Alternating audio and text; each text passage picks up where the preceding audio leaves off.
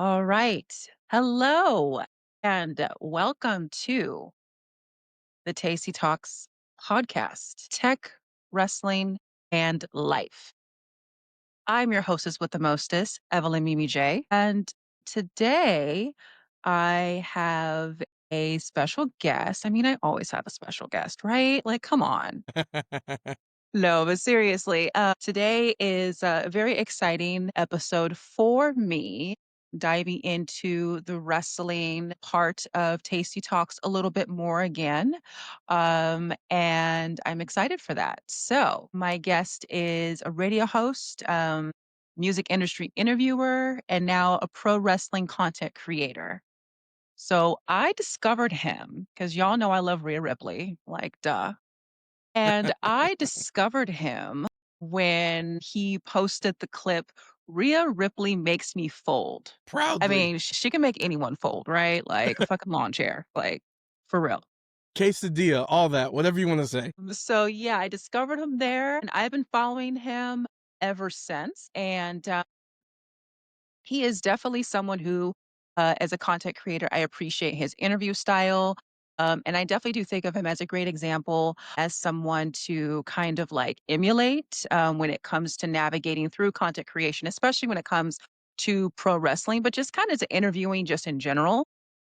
So when he was on the Humble Roses podcast a few weeks ago, shout out to Culture Clash Network, he was on there a few weeks ago. I was like, you know what? I think I want to sit down and talk with him. And here we are. So today, I have the utmost privilege of sitting down with the host of the Unlikely podcast, someone who has lived in and learned from Phoenix, Arizona as well, Hey. the charismatic and certified professional, like he for real went to school for this. All right. Adrian Hernandez. Mimi, thank you for having me. Thank you so much for being a supporter off of the Rhea Ripley clip, which was a little controversial. Some people thought it was inappropriate. Others did not. I'm glad you're on that others did not side.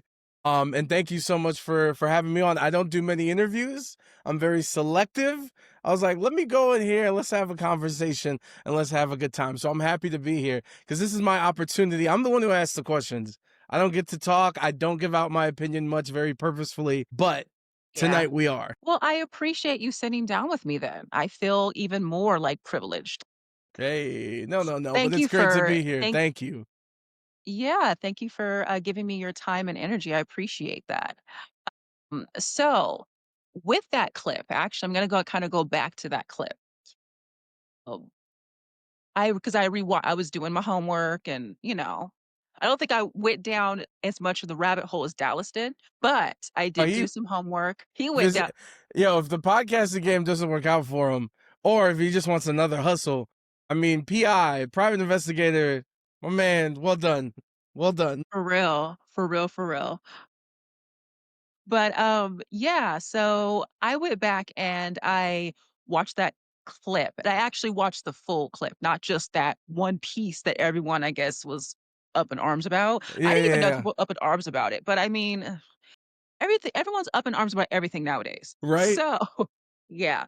But anyways, yeah, so I went back and watched that interview, and, I searched for because I think you mentioned in that interview that you had interviewed her before WrestleMania 39, before she won? Uh, yes, yes, yes. As The weekend before. it was okay. I think I looked up was that the weekend before? Okay, so I looked up a video on YouTube because I tried to look up that interview because I was like, "I didn't know about that one." So I tried to look up that one, That's the and I came across early stages of the show. It wasn't even the yes. show back then, actually. So no, it was before the show. I noticed that because you were just like the videos on YouTube are just, like, short, like, they weren't, Mm, like, full podcast yeah. Yeah, when you were starting out, I guess. Oh, wow. Look how far okay, we'll get down into that, but yeah. So the video was called "Rhea Ripley Talks About Her Dominance and Growth in WWE." So, I think if my memory serves me correct, when I was watching that interview, it was talking like it was like you were talking to her before WrestleMania 39. yes, it was. It was leading up to it. It was the weekend Or of. before Or it was the okay, week. It was the week of. before the match, not after. Okay. Okay. Yeah. So I went And ahead and looked. Go ahead. oh no, I was just saying that just for those, just to refresh people's memory, because I know it's only like 3 years ago, but it seems longer than that. But that was when she faced Charlotte Flair for the second time. This one, not pandemic, the WrestleMania in Hollywood, where Right. Cody lost to Roman and all that good stuff. Yeah, that match was so freaking good. Yes, yes, it It was. was yeah. You were there for that, right? Were you there? Yes, yes, I was in the building for that because luckily, being here in Las Vegas, it was a quick drive, so we were there for that weekend.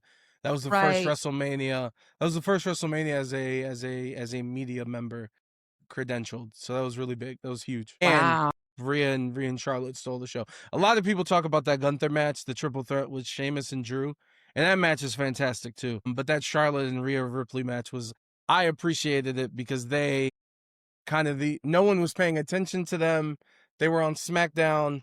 Right. Obviously, the Bloodline's on TV for an hour, doesn't give you much space. They didn't care. They're like, it doesn't matter. Get us in the ring. They stole the show.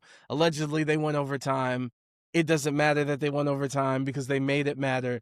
So that match was really cool. So to be able to talk to her before that, it's freaking dope. I tell people all the time because I dubbed this month Rhea-tober because it was her birthday, crown jewel, all the things. And I tell people when they wanna go, like, learn about her to watch that, because that every time I watch that match back, I can only imagine how it was being there, but I get, like, goosebumps, like, the you can just I could feel the energy of Mm, everyone in the state, everyone there watching. You could just see the react you could just feel that energy, like, everything you see people like it's a classic, a WrestleMania classic. yeah, for sure. That was amazing. Now, kinda go also touching back in Phoenix. I know when you were on Humble Roses as well, you mentioned your time a little bit of time, living in Phoenix, Arizona, because Phoenix then was a what you said, a radio hotbed. So I kinda resonated with that because Still is too, by the I way. Huh? Still is a hotbed. A lot of greats have stopped by there or have come from there. So, yeah. Yeah, I feel like Phoenix is, like, slept on when it comes to it kinda has, like because I lived in Phoenix from 2018 to 2021, and I actually just kind of like this when California, I was like I mean, I'm back in California now, but I was like, "California is just expensive." And I Mhm. was like I was literally like I got sick for, like, 2 weeks with a really bad flu and literally couldn't afford to, like, live. So I was like, "Where's a good place to kinda start over?" And Phoenix was one of them. So I just said, "Okay, well, it's only 5-hour drive from San Diego." Like, I packed up my things, had, like, $60 in my pocket, and just went to Phoenix. Hey, we made it But work. God bless. yeah, but it, like, really kinda brought me into my own, you know? Kinda, like, shaped me. So I wanted to ask you, like, what was your overall experience and takeaway from living in Phoenix? Well, it's funny. I feel like I tagged you in because I left. I did leave in 2018, if I recall correctly, 2018 to 2019. And I was there from the end of 2016. So I was there for about 3 years. Uh, Wow. I liked Phoenix a lot. Phoenix was really cool. Like you were saying, it felt underrated, but it also felt kind of like it was becoming Phoenix, Arizona, and Tampa, Florida. Two places that I came from Tampa to Phoenix, but both of those places at the times that I was there was like the low key spot that was close enough. You talk about being so close to San Diego and LA and Vegas. When you talk about Phoenix and Tampa being in the middle of Miami and Orlando, like those were good spots and it was cheaper. It started to get more expensive, but everything's expensive everywhere. Oh, yeah. Phoenix was cool. I went there after I graduated. I had an internship. I've always wanted to do radio. And the internship I had in Tampa, Florida, the radio station was kind of trying to make me go through certain stepping stones and certain hoops. And I was like, well, if I'm gonna do that, I might as well like go somewhere else where I don't have this. You guys are trying to hold me back because some of those things that they were trying to make me do, I'd already kind of lapsed that, in my opinion, at least. So I was like, well, if I have to start from ground zero, I might as well start ground zero somewhere fresh. I just graduated college, my apartment, because I graduated, like we're done. Like this is the perfect time to do it. I need to find a place to live. I had gone to Phoenix a couple times because my mentor Bootleg Kev is from Phoenix, Arizona, and I'd gone there a couple times. And I was like, oh, the vibe's cool. This is super dope. So I was like, you know what? We'll take the chance. I got a street team job, which for those that don't know, that's just kind of you got to do the grunt work. You got to set up tents. You got to hand out promotions and tell people to listen to the radio station and drive around the city and be in the desert at concerts and all this different stuff. But it's kind of your way to break into the business. My philosophy is you got to get in the building. Once you get in the building, you'll figure out how to navigate. But yeah, so Phoenix radio, there's a lot of great people, a lot of reputable radio stations. No matter if you're talking like political talk, sports talk radio, hip hop stations, whole bunch of Latin stations. So that was a good place to be. I just had my son. The one thing about Phoenix that kind of freaked me out is I was lucky in Tampa. Tampa was a melting pot. It was a lot of different cultures, a lot of different people. When I Yeah. went to Phoenix, it was just white people or Mexicanos. I'll never forget I went to the Chris Brown concert and Chris Brown was performing, and at some point the lights went on and me and the mother of my child looked at each other and was like, black people live here? We haven't seen a single, like, ain't nobody, we ain't seen nothing. There's no soul food restaurant anywhere. Where do y'all live? Where did y'all come from? So that was a transition. And some parts of the town outside of where Arizona State was like closes at 10. The only thing open is the Walgreens. You can't even, the McDonald's isn't 24 hours even. So I was a little thrown off at that. But all in all, a lot of good experiences. It's where I got my first on-air shift, paid shift. I was working at the sports station. I was the lead producer for the Arizona Diamondbacks, which was really cool, getting to the Phoenix Suns games and getting to work in like NBA, like doing all these different pro sports things was awesome because that was my dream. I've done hip hop radio, I've done sports talk radio, but sports talk is what I really wanted to do. Hip hop radio was just awesome because I loved it. So that's like the short, long synopsis of Phoenix. Yeah. That's really cool. Yeah. So, duh. Yeah. Phoenix does have like Arizona has like all the sports teams. Yeah, because they have hockey now. They got a whole bunch of, they got college, they got basketball, they got football, they got Yeah. baseball. So they got everything. Yeah. Yeah. That makes a lot of sense. I forgot when you were saying like where all the black people are, like there was what city? Like it's not Phoenix. It's kind of like, Well, Mesa's, because you, well, I don't want to say that this is where black people are out well, because you get me called out, but Mesa, Arizona, are you talking about Mesa? no, it's not Mesa, but I know there's a like a Avondale, Glendale, Avondale and Glendale. Chandler's It, way wa- out there in the boonies, but it was Chandler's, out, it was east. I don't know. Yeah, I forgot. I forgot what it was called, but that someone when I first got out there, they called it Chocolate City because that's Well, where I didn't know. I didn't know, and that would have interested me a lot. yeah. But Yes. Phoenix was still cool. But yeah, it was a culture shock, you Yeah, know? A whole bunch of white folks, whole bunch of Mexicanos. I'm it Puerto is. Rican. I wasn't used to not having Puerto Rican food or Cuban food, Dominican food accessible to me like that, other than a food Right, truck on the weekends. right. But with that said, the vibes there, like there's something for everybody over there, which was really cool. So we Sure. made the most out of it with my broke Yeah, ass. nice. Yeah, it is like, it kind of was a little bit of a culture shock for me too. I didn't feel a little more okay, actually, when I did go there, when I saw In and Out, I was like, "Oh, I think I can make this work."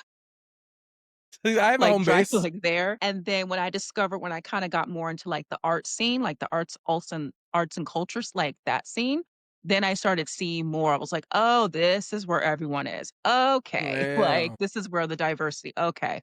Yeah, so that makes sense. You mentioned someone did you say Bootleg Kev? Yes. Okay, because I would that actually might go into my next question. Who are your favorite interviewers that inspire you to, like, do what you do? Like, who do you kinda, like, emulate or kinda look to as, like, this is the gold standard for you? So the thing, well, obviously, because I'm here to talk about wrestling primarily, the thing that I get a little freaked out about, or just stuck in my ways, I guess I should say, better than freaked out, is I do not like watching wrestling content because I feel like it influences me a little bit too much. And so when it comes to wrestling interviewers, like I can't watch a CV interview because I don't want no one to ever think that, oh, that's where he got the question from, and just the way that my brain works. So I kind of go outside of that mold. I do appreciate Speedy from Complex, I think is super relatable, and I like that to me, the reason why he gets the answers that he gets, not just because of the platform that he works for, I think that he makes people comfortable and like, yo, this is a safe space to have discussions, or this isn't necessarily, I'm here trying to get something out of you. So I appreciate that a lot. Damn, I'm blanking out on people right now when it comes to interviews. Zane Lowe used to be great. I think that he's fallen off a little bit. I appreciate when it comes to the one thing, and I said it with Speedy, when it comes to relatability, I like that a lot because I think that's the best way to have a conversation, because that's what I view everything that I do. I don't necessarily try to make it an interview.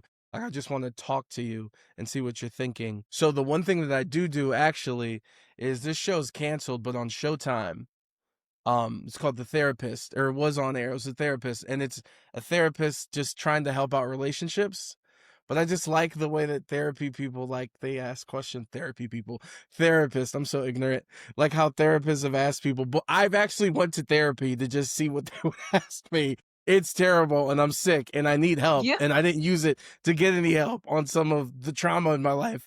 I want to see how they engage to like get lessons from that. So yeah, and like, so when it comes to relatability, there's Joe Budden as well. I like that. When he interviews rappers, they already know that they've been through the same thing, so that opens more, even though that's a cheat code, because that's like a Right. former player talking to a former player. There's a gentleman who used to do a lot of wrestling content, but he's blown up in the entertainment landscape. It's called Liam Crowley, who works for Screen Rant.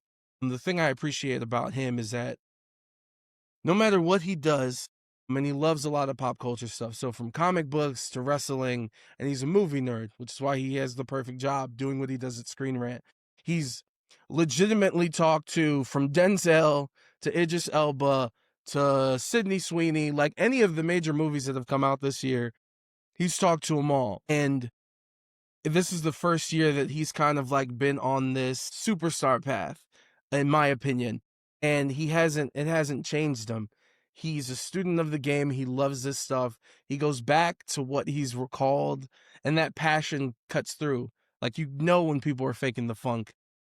Right. And so for him to do that, like, it just comes from a place of passion. And when he used to interview wrestlers, like, he would go to these indie shows and remember these moments and ask them about them, which is what I like a lot too, because when I ask questions selfishly, I don't necessarily ask because I think that, oh, someone would want to hear this.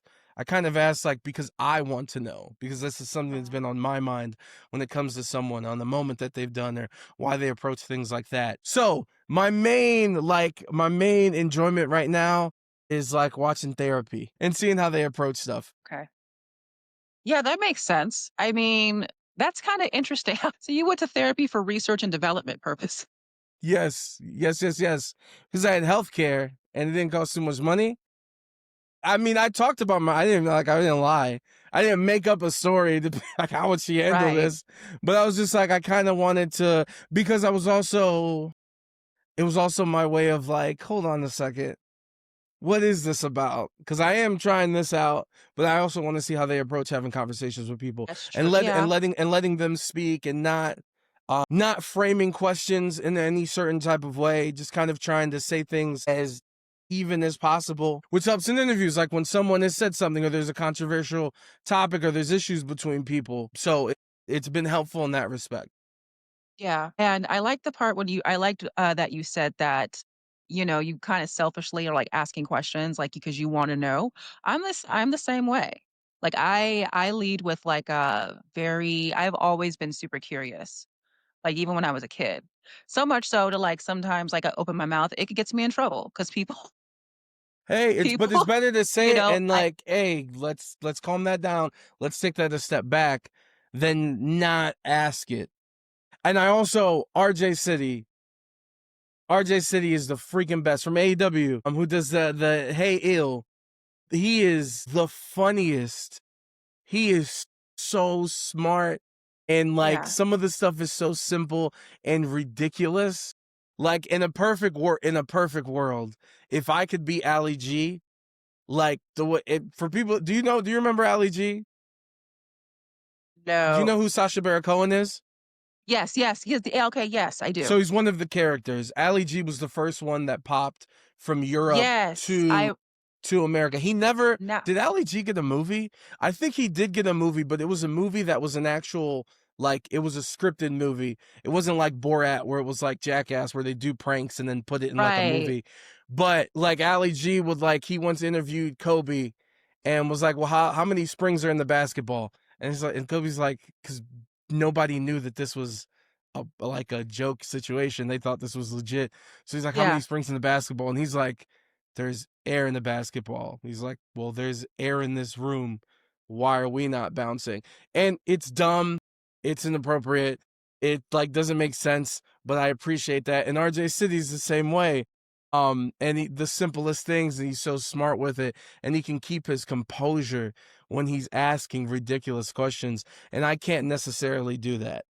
So when I'm trying to get Rhea Ripley, like I'm trying not to fold, I folded in 3 seconds. Now I'm only human, but still, I feel like if I right. had some of those chops, I would be able to do it longer. So RJ City's incredible too. So Yeah, that guy, when it comes in the wrestling space, that's what I will watch every week for sure.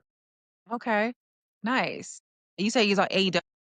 Yeah, so he's and first off, I swear to God, if I'm saying his freaking name wrong, yeah, he works at A&W. He's a writer. He's also a part of a lot of the post game stuff with Renee Paquette, and then he has this series called Hey Eel, where he's basically interviewed everyone in AEW, and it's fantastic. So shout out to RJ City, he's the GOAT. He's kind of been the backbone working with Tony Storm to create Timeless Tony Storm. Oh, So okay. he's got the mind from like left field, but it's brilliant.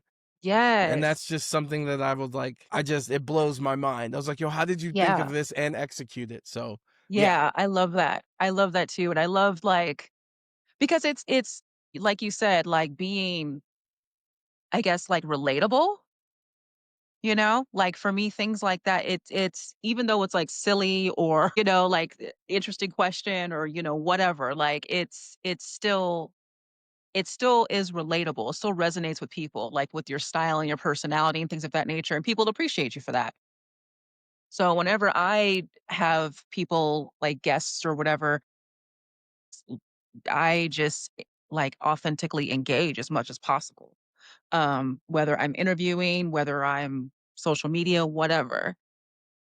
So I appreciate your answer to that question. Now, something about like that also caught my attention when you were on the Humble Roses podcast was it was mentioning that you said something along the lines of wrestling content creators need to stick together.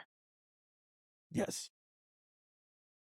When did you make that realization? Like, did you say that, like, online? Did you say that, like, in a podcast episode? Or and if so, So, when did you make that connection, that realization? I just think in general, coming from radio and starting in radio, there's a lot of and not only just radio, but listening to podcasts in like 2008, 2009, seeing the way the dynamics had changed and obviously podcasts blowing up and radio becoming less and less important. Right, There's a yeah. lot of and in anything, honestly, humans are humans. There's a lot of competitiveness. That's another reason why I try, and it's funny because I'm saying wrestler content creators gotta stick together, but I also don't watch nobody's shit. Um, like Pretty there's a me trying to be the best. I don't have to be the best by stepping on you, and ultimately, I think everybody's work will speak for themselves and everyone will end up where they need to be for the most part. Obviously, there's some luck or some things don't work out. Not everything is black and white. But with all that being said, not only don't I need to step on you, but like, I guess like a piece of pizza. Not everything is a small slice in the domino box. Like, this can become a New York slice that's huge and everyone has their own little part on it. Everyone's a one little topping to everything. And I don't think that philosophy is used a lot in anything that's competitive of any sort, especially content creation. You don't want to leave a comment on Instagram because you don't want to appear this way, or you don't want to leave the like, or if I leave a like, then it's going to mess up my algorithm and I don't want to put it on my story, Yeah. or just being not even just, and not even that, which that can go a long way for stuff, but just not helping each other out and having conversations. Like I called Malcolm Muscle earlier today. We talked for 20 minutes. I just had an idea. And I was like, hey, man, like, I know that neither one of us do this. And I'm like, I'm curious why you have it. Uh, and just hearing his conversation, like our conversation about it, like to be able to have that with people and not be competitive, Right. um, is really, really the main point.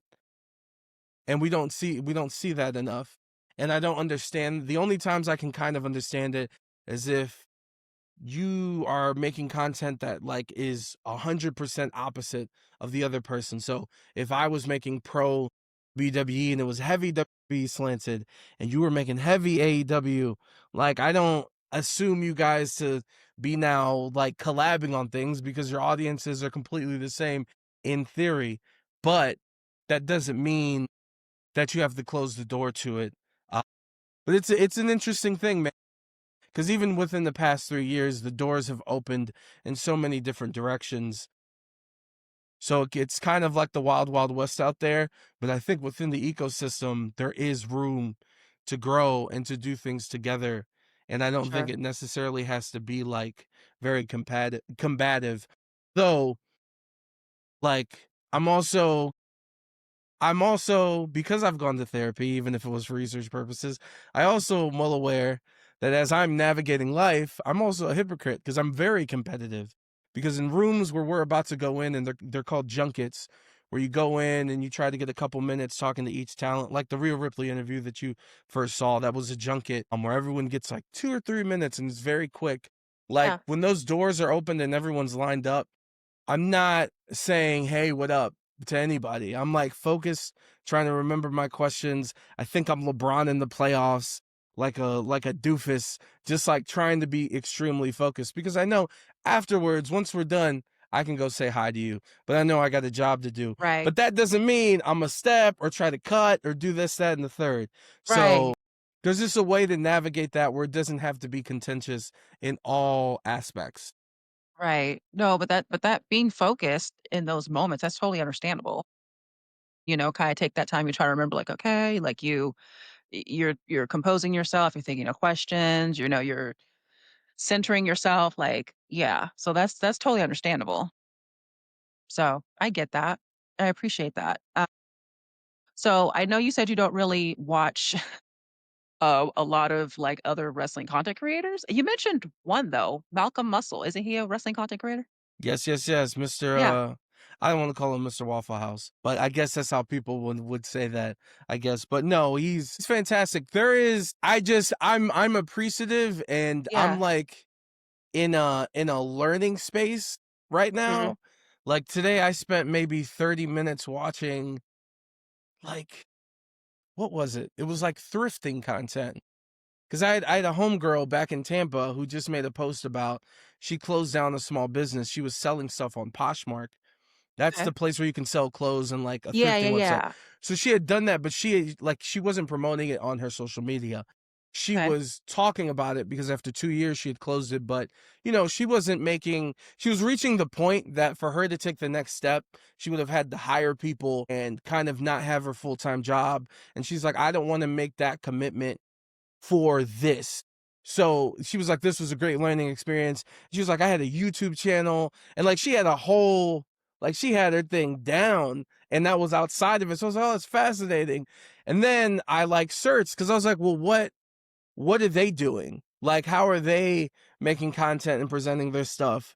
On my Instagram now, I'm watching the dude who's handing money out to people, but it's a social experiment because it's fake, just to see what they would do, like if the person would hand the money back or not. I was like, well, how is he presenting that? And just trying to like food creators, like doing recipes and influencers going to events, like all this different stuff. I'm trying to like, how can I make that wrestling related? But Malcolm's fantastic. that dude, his work ethic alone and the amount of events he goes to, he will talk to anyone. And I like literally so many independent wrestlers. And that's so important and that's so smart. Like, especially when you talk about trying to get into the space and how you can break through and trying to Mhm. like find the lane, like you got to start somewhere. And he did Indies, yeah, for a long ass time. And he went through the indies and he's the one who talked to Solo and Jacob and basically the entire bloodline, many of them before they got to W. So now yeah, as they go up the ranks where they're at, you know who they're gonna remember? The kid that interviewed them in the back of right, this gym. And like that is so that's so dope to see because that's the path and that's the way it should be. And he's right. fantastic. Cameron Hawkins, Seahawk, his Do you writing think stuff's that he's, fantastic. sorry, but do you No, think no. that him and the ones that you're listing are underrated content creators, or are they kinda? Because I think I've heard of Malcolm Musk. I've seen his Yeah, name. no, Malcolm is a I would say Malcolm is a bigger is a bigger name because even on Instagram he has like 60,000. Uh Yeah, when it comes to underrated folks or under the radar, I really appreciate WrestleWave. I feel like they make content. They're a bunch of fools and they bring that into and I mean that with the up like I'm smiling. Like yeah, they are hilarious. My man walked up to somebody and was like, "Yo, you have me blocked." And like they went through the entire scenario and he sent the tweet out. He showed her the tweet that got him blocked and like no one would do that anyway. Like I appreciate that. yeah. And I feel like that's needed. Public Enemies, Public Enemies, their whole network and the podcast that they do. Shout out to Graham, shout out to Gresh and all them. Like for them, for example, they have the consistency. Salute anyone right now. I don't care where you're at, but for you to do it consistently and be available, like it's a very hard thing. And It we're not is. getting paid by anybody. Like we're all hustling trying to make it. And to keep Right, that consistency, I salute them. And I said earlier about how there's so many different angles. Like I don't know necessarily about overrated or underrated when it comes to some of the creators. But like when I see people whose bags is to go to shows and make the most out of it and the content that they make going to the shows, I'm like, that's dope. You know, some of the people that do the reviews, the live streamers, the live reaction people, like I appreciate the way that people are trying to make it. And I think it's like a thing that people should be paying attention to because you have to try to be Inspector Gadget in anything really in life. Like you have to have as many tools as possible in your tool bag. So I don't necessarily know specifics when it comes to underrated because I right now I'm in a space where I'm trying to like watch as much as I can from all different angles and see. And that's wrestling and outside of wrestling too. okay. So, what advice would you give someone who's just now kind of breaking into wrestling media or just kinda, I guess, any media, like Consistency. broadcasting? Consistency. Yeah, You need to have something and you need to make sure that it's there whenever, not whenever, that it's there when you say it's going to be there and that people can expect it and so that people have it. I'm so thankful. Like you brought up the Rhea Ripley clip. Been able to interview the Undertaker. And one of the right, cool things about that interview is I asked about Kobe Bryant. And so I use that this interview was like 3 years ago at this point. Every August 24th, because 8/24, his former numbers, 8 and 24. And every time the season starts, I will post that question because his reaction was very, like, I loved his answer and it was just unexpected. The NBA season started a week ago. Post had over 20,000 views like instantly. And I don't do that many numbers on Instagram. So I was like, wow, that's crazy. And that just goes to show you that if you're consistent with stuff, like it might not necessarily pop at this moment, but it will at some point when you get there because every day the least amount of people will know who you are. So tomorrow, right, whenever you post this video, someone from your audience doesn't know who I am. And if they like me enough, they might check it out. And that's at least one more person that has a possibility to see something. And those building blocks start, doesn't matter about paying attention to how many people are watching, or I posted this on Instagram and it only has 3 likes or it only has 10 likes, or it's just my mom every time that's liking the post and this and third. Like you have to get that out of your head and you just need to make sure that you're presenting the best possible thing at that moment. And you just honestly, you just need to do it. Yeah, Like, for sure. it doesn't matter how grainy your camera is or the microphone isn't great. Presentation is 100% key, but at a certain point, you do have to start and know and have faith that it will get better. That if you're serious about this, you will take every dollar that you can, that you get extra at work, or that you make off of content if you're fortunate enough, and to invest back into it, and that it will consistently get better and it will consistently be there. And those people that have watched you, like now they have a connection point. Like, man, I've been watching your stupid ass since you were using your iPhone as your Yo, webcam. like, you And now you got this 8K camera, and I can see every cubicle on your nose and every blackhead on your nose right now. So, like, you just need to be consistent, and no matter how tough it is, and it's a very tough thing, and it's competitive, and you see someone do something and you want to do it, or why am I not, or why didn't I get that yeah, shot? And it's tough, and we're human, and I'm not saying you're not going to have those thoughts, but you have to have faith in what you're doing, and you have to know that consistency is the game, especially when it seems like wrestling news is every day. So today, the right. WrestleMania 42 poster dropped, and that started Yeah, controversy. Tomorrow, AEW will have Dynamite, and that'll be news. And so the opportunities are there, and it could get strenuous, it could get annoying, but you have to be consistent and you have to build something. Build your house, and you will get more materials to turn that house into a mansion, if that analogy works. sure, for sure. Yeah, like, just imposter syndrome is so real. Like, especially when it comes to just getting up and doing it. Like, I for years really wanted to like bring Tasty Talks back, didn't really know like how or have the chance. And that was actually one of the things holding me back was like, well, my equipment isn't all that great. I don't have a mic. I don't have, even just like literally like a couple months ago, like, when I first started, I don't know if you saw my stuff. When I first started, like, not too long ago, I have a better webcam now. Well, it's a Mhm. better upgraded computer, laptop. So the camera's better, I have a mic, but before, like, you can kinda even see you can see the difference just from, like, a month ago when Yeah. I was posting, Yeah, yeah, you yeah. know? But, like, that's true. You just kinda just do it. So, And it's yeah. very, and I promise you, it's so rewarding. It's Yeah. so rewarding, and you'll look back and I mean, it's like how everyone looks at their photos from whatever years ago. You're like, "Yo, bro, what do you do?" Right. Like, that's crazy, but, like, it somehow makes it worth it, you know what I mean? Sure. So, and just to know, like, those are, dude, that's like what's the thing from Snowfall? My man, brick by brick, we gonna build this. Like, those are your bricks, and be proud of it, Yep. and have some faith in it, and do it and see it through. And if you're gonna half-ass it, then don't do it. 'Cause then Right. it's a waste of time, in my opinion. Or Yeah. you don't enjoy it. 'Cause I feel like a lot of things need to come from a place of enjoyment, which at the end of the day, doing this wrestling stuff, like, I love wrestling. I think it's the most, like, I feel like it's the most unique entertainment, like, experience that you can get. It fascinates me. Unlike a Really, yeah. movie, unlike a concert, like, it involves all of those things. So, if doing things out of a place of passion, there will be some sort of room for whatever space you're in, you can find an angle for it. So, like, if you like wrestling, but you really love fashion, like there's a couple Twitter accounts that every day they'll post the outfits and where the talent bought it from. They'll Right. post a link to the gym. Like, there's different angles, but just starting from a place of passion, and to know that if you're gonna do it, be consistent with it. Those would be the two things. Yeah.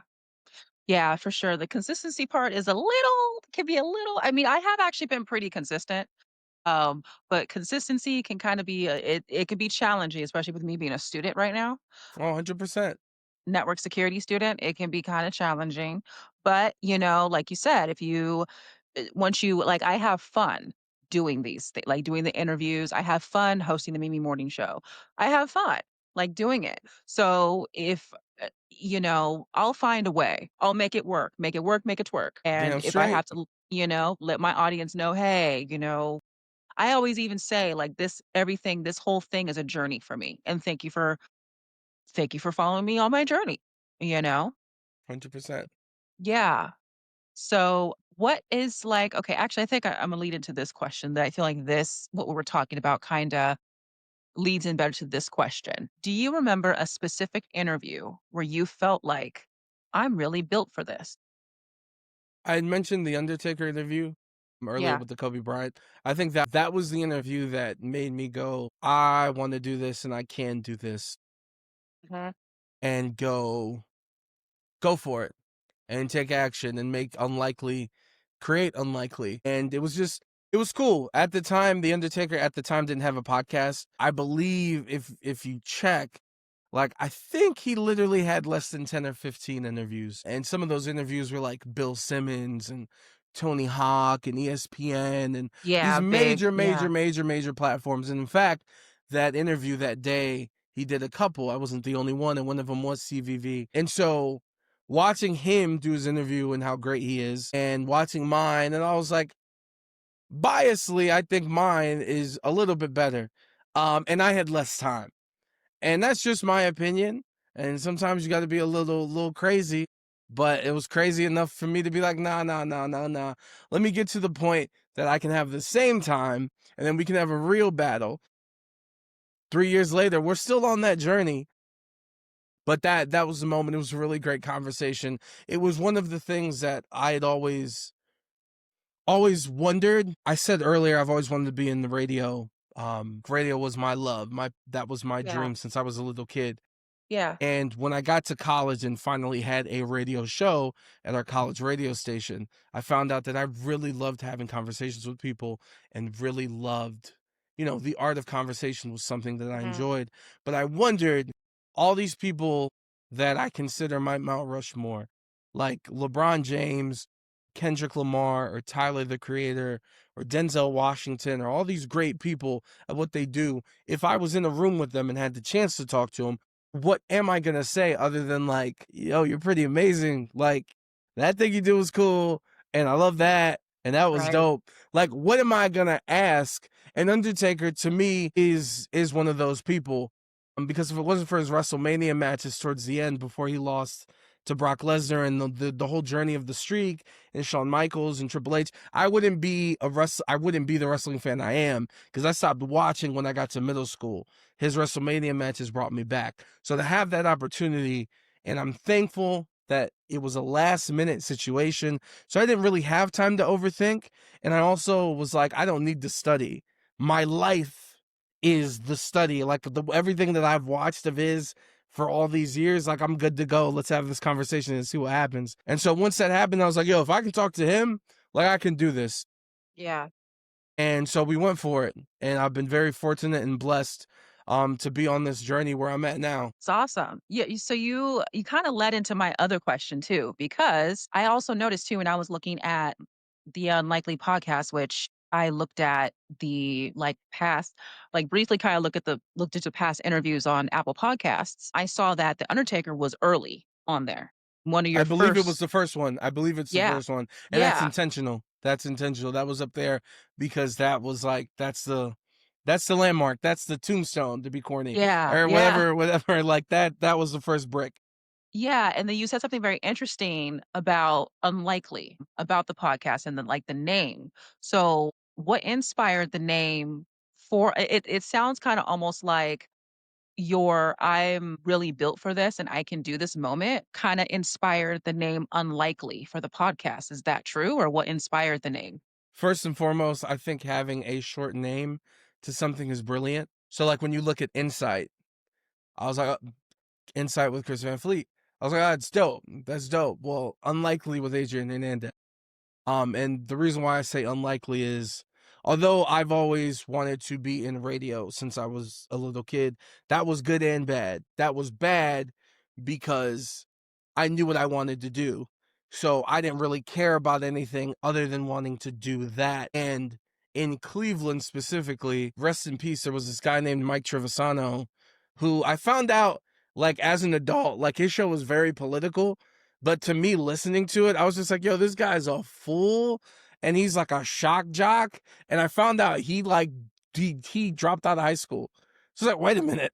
Like, because this guy, they would like, if you watch TV, if you watch the local news, they would like go to him on TV to talk about whatever pop culture from like the radio studio. So I'm like, this guy's on TV. Like, what are you talking about? I don't need to fuck all this. I don't know if I can swear. I won't swear again. No, you're good. But I was just like, yo, so I don't need the, so I didn't care about that.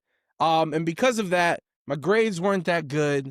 It wasn't until high school and like there was classes that these girls I was attracted to were in that I wasn't in because I was effing around. So I needed to get my things together. Like at that point, that kind of led me in the, it corrected my path. But I wasn't. I don't think people would see me and be like, "Oh yeah, that dude's been able to do everything that he's been able to do." Whether it's because of the education, or whether it's because I'm a very big obese dude on camera. Not many big people are on camera. Just I went to community college. I went to a state school for a semester and got inside the radio station and said, "Well, I don't need this other stuff." Stupidly or not, we'll see. So far, it's worked out okay. Blessed and thankful for that. But so some of the some of the stuff, I feel like, yo, it's an unlikely story. That yeah, this person's been able to talk to Stone Cold. This person's been able to talk to Shawn Michaels. This person's been able to talk to whoever you want to say. And I was like, yo, that fits. That's an unlikely story. I'm from Cleveland, Ohio. Can tell by the sea. I feel like a lot of Clevelanders feel like they're an underdog. I like being the role of an underdog. I like being able to say that I've done this not under the umbrella of anything. I don't work at ESPN. I don't work at Bleacher Report. My credentials come because my name, because of my name, because of Unlikely with Adrian Hernandez, not because Yes. I work for E News or whatever. So that's kind of why I felt like, yo, unlikely fits, man. This is a very unlikely like to the point of even here in Las Vegas right now, I'm a co-host slash producer of the radio show that I'm at. I don't even Yeah. necessarily I don't host the show that I work at. So people wouldn't assume there's a little bit of hustle involved in trying to make some of these things happen. It wasn't just thrown in my lap like, hey, do you want to do this? So that's why unlikely fit. Right. That's inspiring, actually. I love that. I love that. Speaking of like radio, so you are still in radio and you still do, I guess it's something I kind of want to clear up because I was like doing research and stuff and I had some questions, but then I was like, wait, this is not the right question to ask if this doesn't fit. Um, you're still in radio. Are you still doing like interviews at that station or are you kind of more behind the scenes? You said you're a Yeah, co-host, right? co-host slash executive Okay. producer at a top 40 station. They don't pay me enough to mention it. So you can look and find out for yourself. Did. They gonna have to pay me for that. I ain't on company time right now. But yeah, so and it's a morning show, so weekdays 6 to 10, kind of like prime time for radio, because Yeah. everybody's in their car going to work, going to school, all that good For stuff. sh Yeah. So yeah, and I'm sorry, yeah, that's the first part. That's the Yeah, that day was the job. first. Yeah, okay, so there's that. Well, because I wanted to ask about the difference between, like, getting like, nailing your own interviews, like, say, for instance, for Unlikely versus, like, basically, like, being independent, as Unlikely, that's your brand. That's you. Versus working at the radio station and interviewing then? Like, I mean, obviously, I mean, to at least for me, I would think that it would kinda be like a conflict of interest or whatever for you to, like, interview some people from the radio on your show, unlikely. So, like, I just kinda wanted to, like, dive into a little bit of, like, the differences that you do and how you talk, maybe, like, how you interview or how you prepare. Like, think does that make sense? Yeah, so I've been fortunate in the respect of outside of the past 2 to 3 years of the boom period of wrestling, there's a lot of there wasn't a lot of interest in doing like, hey, we don't need the wrestling stuff because we're not. It's a In music radio? station. So I was like, okay, Okay. cool. So how do I explain this? Because I was in radio, wrestling companies, when it comes to, and this is just wrestling and not music and other stuff and comedians and other people that we talk to, but wrestling companies will always say, hey, we're coming to your city, we'd love to have someone on to talk You about the mentioned show. that, yeah. So building that rapport and that knowledge, and then going to events and always just making your face known was the one thing. I would think, I'm not the PR people. um I was like, okay, I'm gonna make my face, my presence is known, and then kind of communication of like, hey, I'm still here, but I still work at the radio station, but I've started something new, and this is what it is. And I think the trust of senior interviews, we know it's good. Oh, this is getting bigger and you kind of want to make it that kind of makes sense. All right, awesome. Where I've been fortunate enough, like a couple weeks ago when WrestleMania tickets went on sale, The Miz came to town. I got to talk to The Miz twice because we talked to Miz on the show, and they were like, "Hey, we want to make sure we'll put it on the radio, and then we want to make sure you get time on your own." And that's their judgment of being like, "Hey, it's valuable for us to Right. have you talk to them, and we think it'd make traction." And I've been blessed to have that.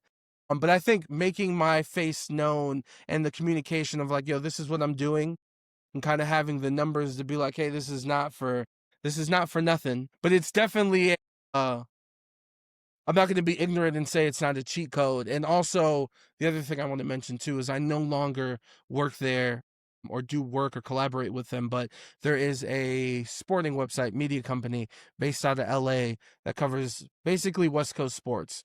So from Hawaii down to Vegas, San Diego, LA, called the Sporting Tribune.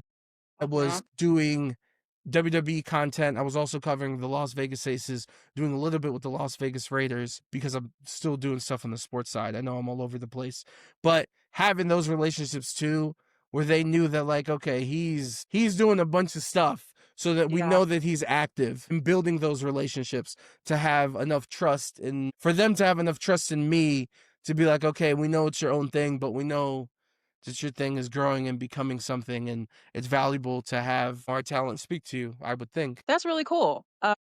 It's kinda like you're it's like you kinda like, okay, so you started in radio, something you always wanted to do, and then I don't know, just kinda like I guess there was, like, pivots, and then there was, like, just kinda just different opportunities, and you took them, had your own thing, personal branding, and then now you can turn around and use that personal branding to kinda, like you say, get in the building, and then kinda prove your value from there, and It's yeah, also like pivoting. That's a nice word because that's kind of what you have to do to find yeah, your path, no matter where you're at, what you're doing. And also, I think it's so important and so valuable. Like not only just the consistency of doing something, but to have something. Like my where is it? Oh, I put it away. My microphone says unlikely on it. I'm the only one who can fire myself from that. right, Meaning that if I work somewhere, they can, the minute, like, you cannot have the microphone of the company that you work for be more important than you because that can be taken in a minute, whether you're doing right, great, whether you number one or you in last place. It's a cold world and it's getting spookier, not just because it's real, Halloween. Like, so you need to have something that's yours, no matter how big or matter how small. I think that's incredibly important and just honestly, like another is just finessing. Like to me, that's kind of how I view it. Like, okay, I'm gonna work here. I'm able to talk to him. Hey, can I talk to him separately for this? That's cool. Or hey, we know him. We know what he does. Like, you have to navigate. It's I'm very, but I am gonna say I am very fortunate to have that because if I didn't work at the radio station, who says they even take a look or even consider talking to 1 million? There's a million different wrestling podcasts, so it definitely helped. But just making sure I came correct at every opportunity, just so that if that sticks to people's minds, is very important and kind of how I sure. did it. For sure. All right, so one last question, then I'm gonna go into, like, a fun little speed round type thing. Good, and we got time. I promise. Okay. Okay, yeah, because I was trying to be mindful. I'm like, my eyes look at the time, trying to be I mindful. appreciate you. I'll be talking a lot. I'm sorry. Go ahead. No, you're good. You're good. So, you've interviewed people across music, sports, wrestling. What for you connects all of those worlds? Like, what connects them all together? Yeah. He was talking about stuff that like, oh, it's deeper than rap. It wasn't just like some fluffy stuff. Like I know The Rock. I love The Rock. Yeah, I smell what he's cooking. Like no, he was Yeah. talking about the Hurricane and Rikishi, like all this stuff. I was like, oh, that's legit. But he was talking about the entrances and like he's like, yo, the entrances with the Titantron, the way that you guys walk to the ring, like the fireworks, like I pay attention to all of that. The lighting because of my performances and when I'm doing concerts. I was like, that's another way that it ties in. Yeah. I'm trying to like, I want to like give you a sexy ass answer on how all of it ties in, but to me, it's like this was my life growing up. So I want to be the mother of my kid tells me all the time, You need to grow up." And I'm like, that's I'm not no, I don't want to. For better or worse, like I don't want to.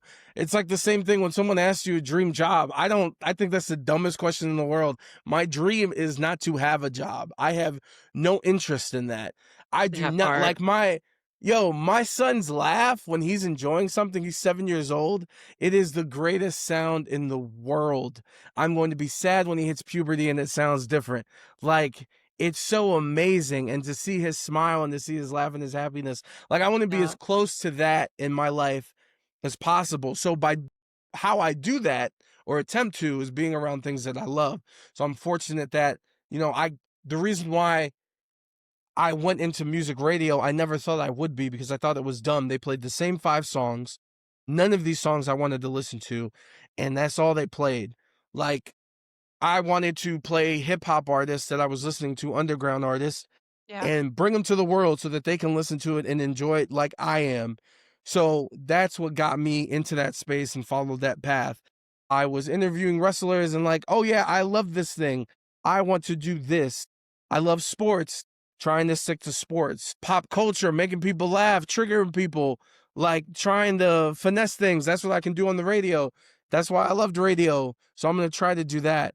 So to me, that's like the connection point. And I just think that, like, if we want to go super deep with wrestling and hip hop, like, I just think there's a whole bunch of different cross sections of it within attitude or mannerisms or just what the music's about and being flamboyant and being aggressive. Like, there's a whole bunch of different things of why Fourth Rope is successful as it is because there's so many connection points. Yeah. All right. That was a good answer. That was I'm that was glad a I good got one answer. at least. That was a good No, you've had all good answers. That was a good answer. Okay. Okay. Well, now since you said, "Oh, we have time," now this will be the okay, I'm gonna do one more and then we'll do speed round. There's Got more, but you. I'll do one more than the speed round. Two more. So, Two 2 more. more? 2 Okay, more and than then speed speed okay. round. Okay. Okay. So this one kinda like speaking of like, kinda like tying music and everything together and mannerisms and things of that nature. So, when you were on the Humble Roses podcast, you did kinda towards the end, like, That boy better be towards sending the you a check. Yo, he better send you a 20. This promotion is wow. crazy. You No, I'm kidding. I'm kidding. the towards the beginning here, we're talking about the line of competitiveness. No, that's all love. That's Nah. all love. I'm kidding. No, that's family though. No, but, you were on that podcast and well, hell, the reason I was able to, I guess, have access to you is because of them, so I should be saying them, right? Giving the roses, you know? So Facts. Better be someone's mature in this room. I see you. No, but go ahead. so, you were saying so at the end of at the end of the segment, you did kinda like a promo you did a little teaser of a promo rap of a promo battle. You said that The Rock would be, like, your Oh yeah, yeah. ideal, like, promo battle who you would go Yeah, I'd love to against, get in the ring with him. That'd be amazing. and I I heard that, and I was like just that little snippet, I was like, I'm brash and you gotta be delusional. Um, "For real, for you gotta real, be have you" delusional and you gotta have belief in yourself. So like for instance, like if I worked at Busted Open and I was doing the show with who they got on there, they got like Mark Henry, Tommy Dreamer, Bully Ray, like the wrestling veterans that they have on there outside of Sam Roberts and Dave LaGreca, like the wrestling folks. Like if we got into an argument and we vehemently disagreed, I'm like, so for example, Bully Ray, there's no match of yours that's better than my best interview. I'm better at what I do than what you've done professionally and what people know you for. You gotta have that brassness. So that's like, Yeah, that's my promo style. Was that okay. the question to get like a little No, no, I was teaser? gonna no, no, no, I was gonna ask you because I know that Dallas has a history of doing, like, promo battles and stuff like that too, like Snap, I did his not know. You didn't? No, did not. Yeah, no, his he just a few weeks, like, last month, he put someone in the ground. Baby, let me tell you. Well, keep saying his name then. You keep saying it as long as you want. I don't want to be on the ground. I'm good. Don't bury me, dog. No, but I was just gonna ask you, have you done that before? Like, is that kinda how have you done, like, promo battle? Because I didn't even know that that was a thing. Like, I know battle rap, but I didn't know, like, promo battles were I a didn't know thing. that there was I did not know that there was organized like a league of who No, can cut there's promo. things. I didn't know either until What? Dallas. Yes! No, just me, like, what I just said is just, like, the art of, like, just growing up. Especially growing up as a fat kid, you had to defend yourself in Yeah, more ways than one. I never had to fight nobody, but my mom But taught me how not even just physical fights, but, no, like I'm to words. My yeah, mom yeah, taught me yeah. how to read. Hey, God bless her. She taught me how to read. She was like, "Oh, if they come up to you and say you're fat, you tell them 'you're fat and you're fine.'" Like, Period. Period. yeah. But yeah, So, no, that's there's, kind like, of a whole just thing. There's a whole, like, thing, so that's why I was asking, had you done it before?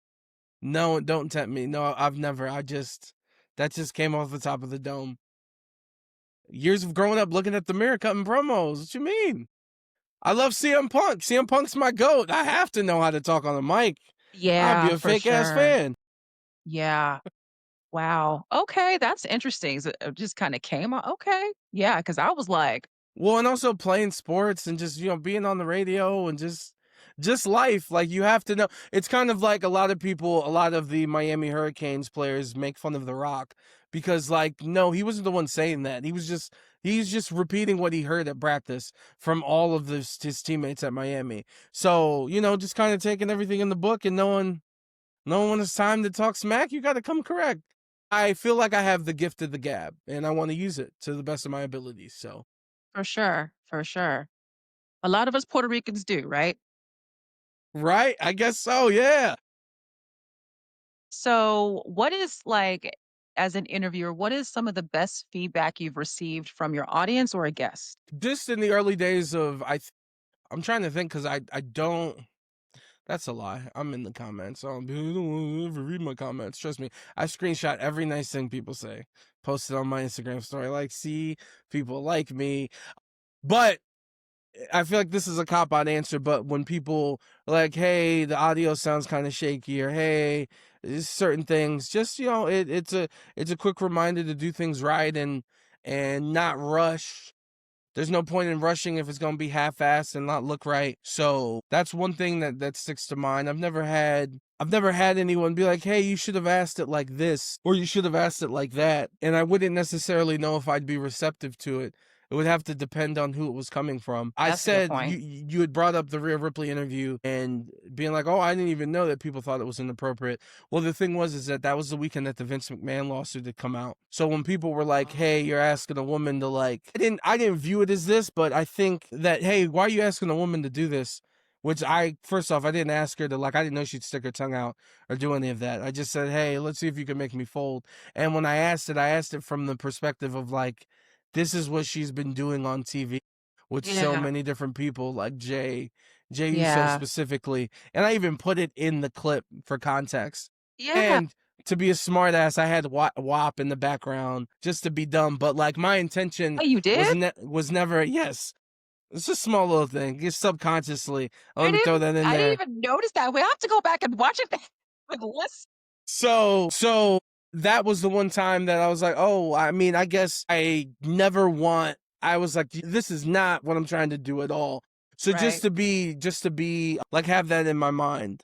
Like, I was like, yo, this is not what the intention was. And I thought it was harmless, but some people didn't view it like that and they were very offended. But ultimately, like, someone's always going to find something to complain about. But I know that in my hearts of hearts, what my intention was.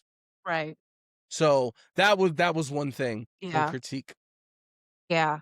No, yeah. I okay, yeah, I didn't know about the background of, like, Vince. I didn't know that. But I had thought the same thing because, like, it was the same things that she had been doing, you know what I'm saying? Like, that whole Yeah. so that's why I was like, "Oh, okay."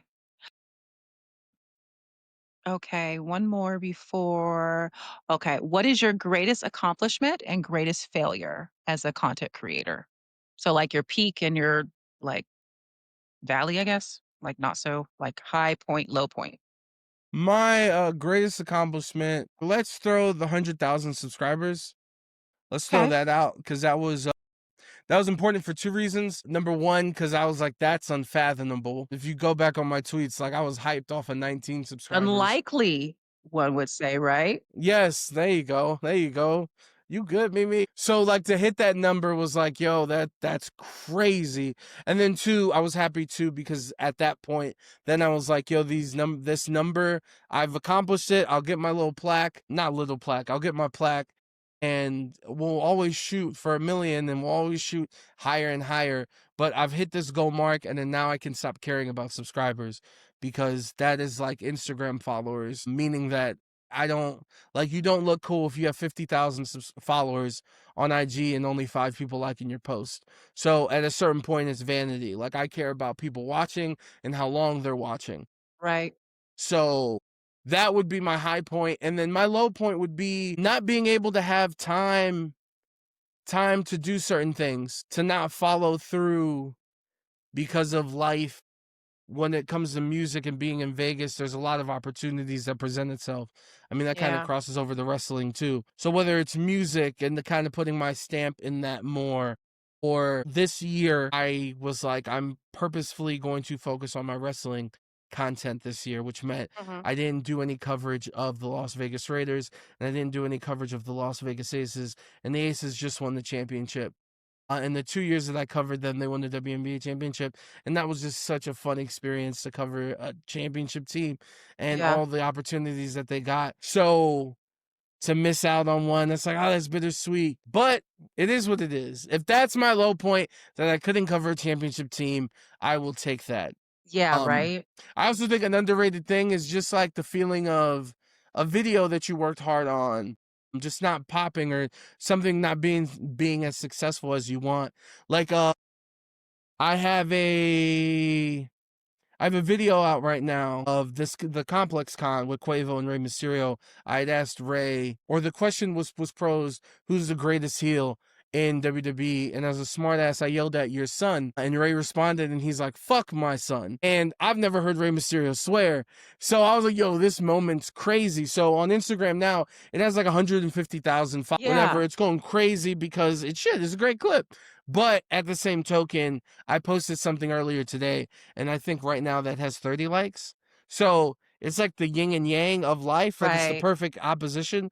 But just there's always these little micro things that happen, positive and negative. But it is what it is. You want everything to be the biggest thing, but maintaining it, being okay, being comfortable with that being there, that's always a tough thing as well. And like you said earlier, that post that got 30 likes or whatever, like, it could blow up later. I think 100%. they call You're that right. evergreen content when it kinda like it. Yes. Yes, yes, Yeah. yes, because you can repurpose. Repurpose is a very important word for Yeah, content for sure. creators in any Yes, form. for sure. Okay, now fun speed round. Woo! Let's get it.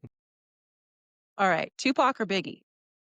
Biggie, Ohio or Florida? Ohio. Freddy Krueger No, or no, no, no, no, no, no, no, no. Florida? Freddy Krueger or Jason? Neither. Neither? Nope. So who would you put in place of that then?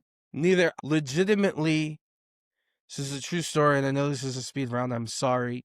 Oh, no, you're good, no.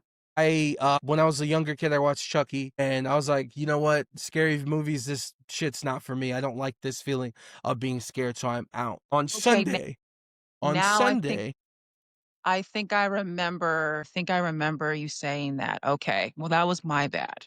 no, no, you good. But just fast forward to like literally this past weekend, this new series on HBO, the Welcome to Derry, wherever Pennywise is from, the city that he's from, this is the prequel story of him. Oh, wow, And okay. so this Sunday I was doing work, and I know the Sunday night football game sucked, so I really wasn't paying attention to that. But everyone on the timeline was like, on mine, was like, dude, the first 10 minutes is crazy. And I love HBO.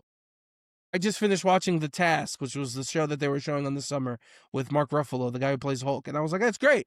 All right, let me take a chance. I don't want Wait, did scary you movies. Let me see oh, this so show." you knew it was scary. Okay. Yeah, yeah, because I knew what it was. I was like, I had never seen either of because it's the prequel to the newer It's, the ones that have just come Right. out, the It 1 and the It 2 or whatever. Yeah. So like the directors, like that whole team is making this show. It's like Batman and the Penguin series. So everyone was like, yo, this is creepy. This is weird. And for those that haven't watched, the first 10 minutes and the last 10 minutes are fucking insane. And that's coming from someone who doesn't have any like experience, but the folks that are into it, like everyone's like, yo, this is not how stuff like this is not how stories are told. This is crazy. So I watched it and yo, that shit was 10 out of 10. It's fantastic. I'm never watching that show again. I'm out. I'm good. That last 10 minutes was nuts. So no Freddy, no Jason. Shout out to my guy Chucky. We'll go with him. You liked Like whatever. Wow. That was a good one. That was a good story. Padres or Yankees? Padres. I hate the Yankees. You could have sent anyone other than Duh. them. Yes. Major points for you. Yes, sir. Okay, sorry. Best wrestling entrance theme of all time. Just like the Quavo and Rey Mysterio. The Undertaker. Indication that Dom used the Kane's gift card. Oh, he did for sure. He did? Did he post something? He did for she didn't post anything, but I know he did for sure. Uh, Inside sources. He did. He did. yeah, I was about to I didn't want to get into it. I'm just gonna let it keep going. I'm not trying to dig. I'm not trying to Shout out to my guy. I think you kind of answered this question already earlier, but finish the sentence. Being a content creator in 2025 means blank. Being a content creator in 2025 means you have to hustle your ass off to get it. Okay. Hustle, hustle, hustle, hustle. Boom. For sure. All right. Well, that about wraps it up. Can you tell people where they can find you and feel free to plug any projects or anything you have going on? So you can follow me on Instagram and TikTok at Heavyweight Radio, on YouTube or wherever you get your podcasts of any platform of your choice. Just search Unlikely with Adrian Hernandez and just be on the lookout. When the interviews drop, they drop. They're usually a fun time. We got a lot of content. We are in the middle or the beginning stages of 79 straight days of at least one video dropping on social media and YouTube. It was supposed to be 90, but I lost track of time. You know what I'm saying? Things happen. But we're in the midst of 79 days to close out the year, which a few years ago I heard something about. Thank you. A few years ago, I did a challenge to close out the year 30 straight days with at least one reel on Instagram, and that was the biggest jump I had ever had when it comes to Instagram. So I was like, well, let's double it up and let's try to get crazy with it. I'm fortunate enough to do enough interviews to be able to have 79 different clips that I can come out with. And again, you brought it up earlier, repurposing. Long story short, Instagram, TikTok at Heavyweight Radio, Unlikely with Adrian Hernandez, wherever you get your podcast. Watch it on YouTube, hit that subscribe. And that's all I got. Awesome. Well, y'all know where to find me. Evelynn Mimi Jae everywhere. Evelyn with two N's, EVELYNN MIMIJAE, everywhere except for TikTok. TikTok is Hey Mimi J. And this has been the Tasty Talks podcast. So thank you so much for tuning in, for listening. Make sure you subscribe, leave comments, follow me, and check out my online digital store. All my links are in my bio. So, thank you, Adrian, for being here. I really appreciate your time. It was really fun. And thank you, everyone, for listening. Ciao for now. Peace.